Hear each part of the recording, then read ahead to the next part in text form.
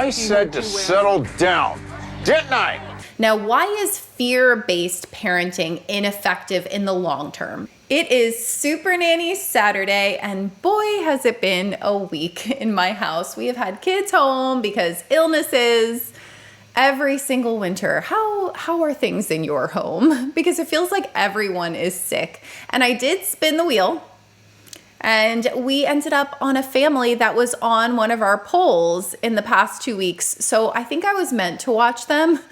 Let's grab our beverages and dive in. I don't handle any fighting with the kids. Kaylee and Johnny, they hurt one another pretty bad. It has gradually gotten worse and worse. They push and they punch and they rip hair out. Frankly, they don't listen to me anyway, so I can't do anything about it. I'm out. They're not bleeding. What do they need me for? The level of violence already on this intro package is high. We have 2 older children who are not just roughhousing, like, oh, and every once in a while somebody gets hurt. No, they are pulling each other's hair out of their heads. And when mom is questioned about it, she says, oh, well, what am I supposed to do about it? I don't know, parent? I don't have any parenting skills. Don't put it on her face. Do you agree? Yeah. Get out of the pool.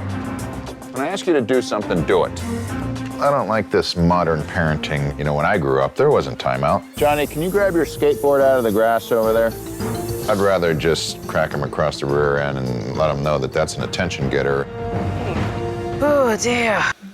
Oh boy, moment of silence for the people who blame modern parenting for children not listening. Okay, we're good. So permissive parenting means your kids walk all over you. Authoritarian parenting means that it's my way or the highway. Then you have what's in the middle, right? And it's called authoritative parenting. And within authoritative parenting, if you're doing it correctly, you have boundaries, you have rules, you have things that are expected of your children that are developmentally appropriate. And you enforce those boundaries because you've taught your children how to be successful in those boundaries. Thomas came out crying, and I got to see why these kids tread very carefully around Dad. I said to settle down, didn't I? You are not. What happened to Thomas? What happened? He jumped onto my bed and fell. Settle down. I won't ask you again. Observation day is over, and one thing is for sure, this father parents out of fear. Now, why is fear-based parenting ineffective in the long term? It's working right now, right? The kids are terrified of him. He raises his voice, he makes a serious face, and he threatens them because they're scared of being hurt. What exactly are you working toward? Teaching them what to do when I'm angry, what to do when I'm sad, what to do when I'm not getting along with my sister. These are skills. And instead of teaching the skills, what the father is doing is just scaring them straight. And that doesn't teach anything. Your job as a parent is to teach so that one day when you're not around, they know what to do. Why don't we get straight down to business and discuss discipline? You have no authority. None. They don't take you seriously. No. You are a pushover. Yes. But when Dad comes home, it's a different story. Now, I ask you this.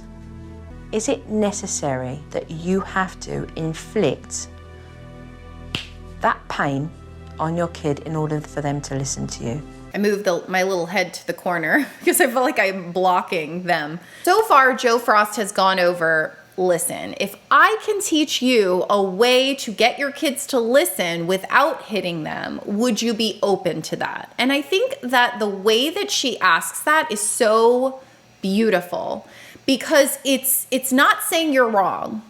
Because that might be an area that he's never going to give up. But if we could do it this way and you don't have to hit your kids, would you be open to it? And he does say yes. No, no. Yes. No hitting.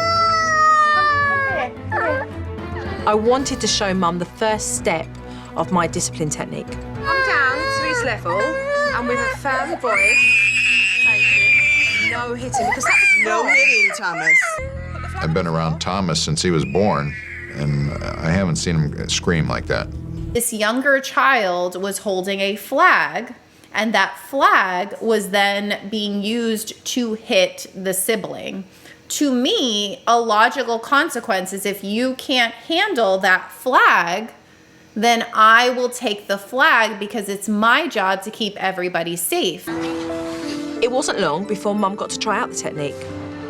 The kids were playing in the backyard and Thomas bit Carly, which gave Mum an opportunity to step up. Perfect example of when timeout would be useful because the activity that he's doing, he really likes. He's outside playing with his sister. He bites his sister. You can't take away anything at that moment because there's no flag that he's running around with. Instead, it's removing him from the situation that's so fun. That is a wonderful time to use timeout or the naughty chair or whatever you call it. Because you bit Carly, you're going to set in timeout. She explained why he was on that bench. Thomas put up a good fight, to say the least. I mean, we knew that was kind of going to happen. But Mum stayed focused, and after a couple of minutes, he stayed on that bench. It was good. They finished timeout, and something I want us to talk about is what to do when timeout is over. So if you choose to use timeout, again, you don't have to. It's for people who choose to in the correct situations. What I highly recommend, which I've never seen Joe Frost do, is actually teach the child what to do next time. So let's go through that. Your child bites the other child. In that moment, when you are enforcing the timeout, that is not the time to talk. But once they have calmed down and they are back online, I would then take him outside and say, let's go through that situation again because you didn't like timeout and I certainly didn't like giving you timeout. And if we can avoid that, that would be great. So let's practice what was happening that made you bite your sister. You can teach the skill so that timeout will become less and less. Dad's really warm into the process, which is a good thing, but I now need to make sure that he follows through. And I also want him to spend more time with the kids. So I thought for each kid, you could write like a promise letter to them, saying that you're going to do one particular thing with them. And later on that day, Dad stuck to his promises. On this channel, we talk a lot about discipline, right? That's the main part of this channel. Part of raising kids is the journey. I know it sounds so cliche, but enjoying our kids, not just teaching them, but enjoying them. And it's something that I actually struggle with being a teacher. I'm always focused on like, okay, what am I teaching my kid? Whether it's a social skill or it's academic, but it's like, what about if we just take the time to just enjoy our kids? I feel like I needed this message.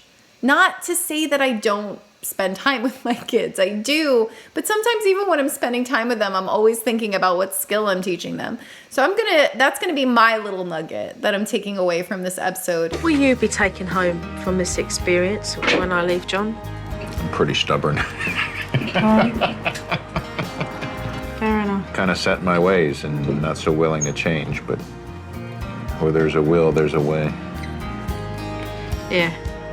Joe grew on me. When we started out, I didn't think I really needed anything, but I was able to dig deep and do a little soul searching myself. I don't think Joe Frost has ever left a home worse than when she stepped in. Even if there are things that maybe I would do differently, there are so many techniques out there.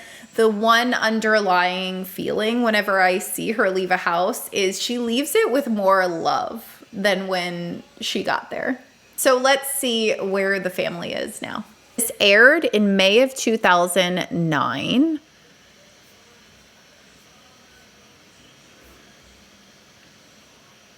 What?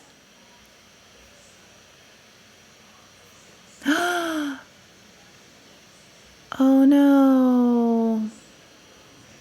John, the father, died 2 years after this aired.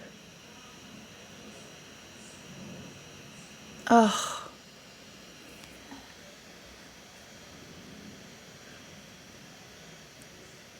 What?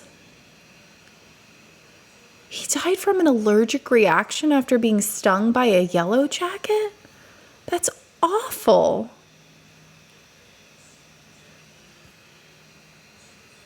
What?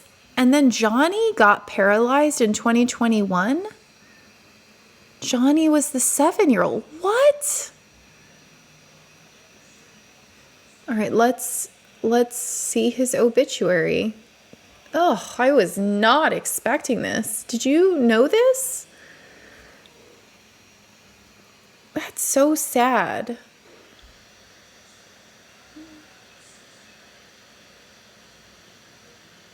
Here is Kaylee.